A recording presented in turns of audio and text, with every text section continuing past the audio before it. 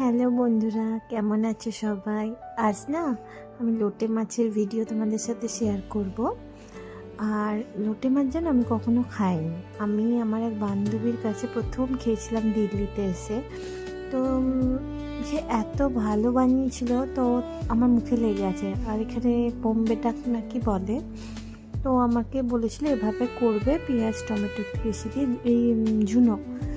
তো আমি মানে ওর মতো পারি না, কিন্তু আমি তাড়াহুড়ো করে আজকে ট্রাই করছিলাম। আমি যেটুকু ছিল আমার কাছে, আর বাচ্চা নিয়ে অত রসিয়ে কষিয়ে রান্না করাও হয় না, তবু যতটা পারছিলাম তাড়াতাড়ি করে করছিলাম। আমি করি, ওর কাছে শেখার পর প্রায়ই করি। তো আমার এত ভালো লেগেছে খেয়ে। যারা মাছ খাও এবং যারা লোটে মাছ খাও তারা তো জানোই, আর যারা খাও না তারা নিশ্চয়ই ট্রাই করবে। আমি কিন্তু কোনো দিন খাইনি, আর আমরা সব মাছ খাইও না।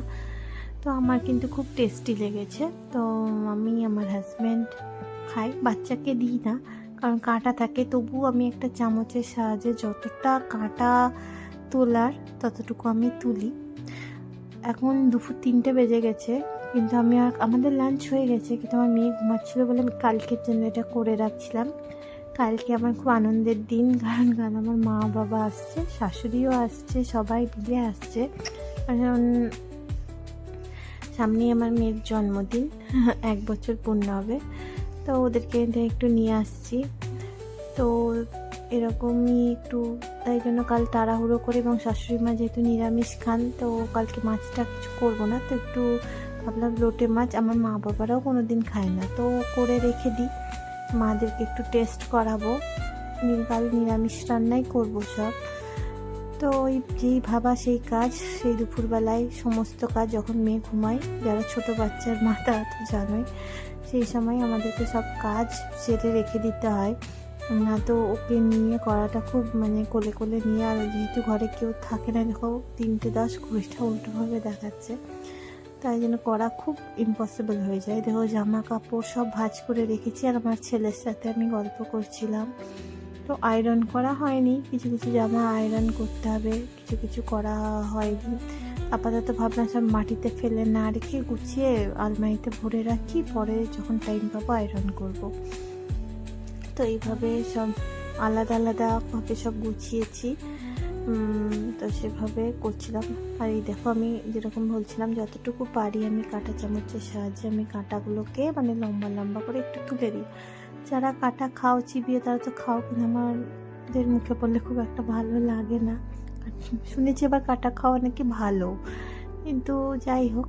তো এই অবস্থায় আমি বলি, আমি দেখি অনেকেই আমার ভিডিও দেখো, কিন্তু প্লিজ, আমি নতুন ভিডিও করছি, জানি না কতটা পারফেক্ট করছি।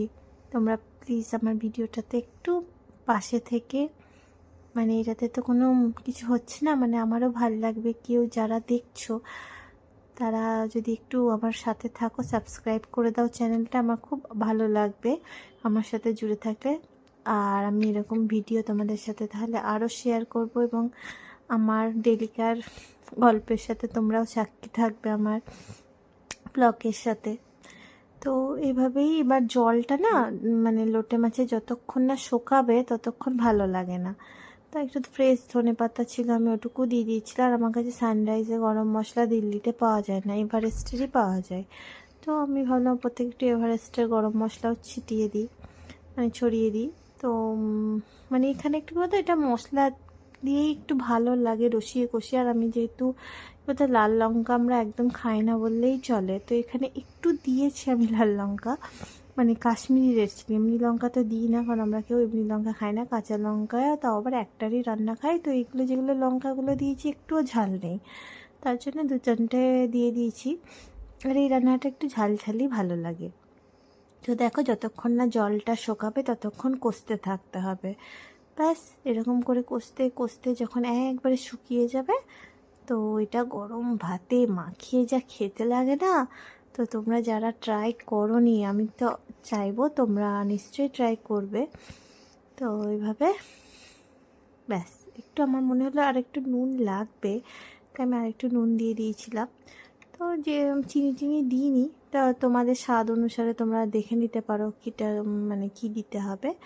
তো এইভাবে আমার তো হয়ে গেল রান্নাটা। এই দেখো তার ফাইনাল লুক, মানে আমার তো এরকমই হয়েছে। এই দেখো আমার মেয়ে তোমাদেরকে সকলকে হাই করে দিচ্ছে। তো থ্যাংক ইউ ফর ওয়াচিং, পাশে থেকো এভাবেই। হরে কৃষ্ণ।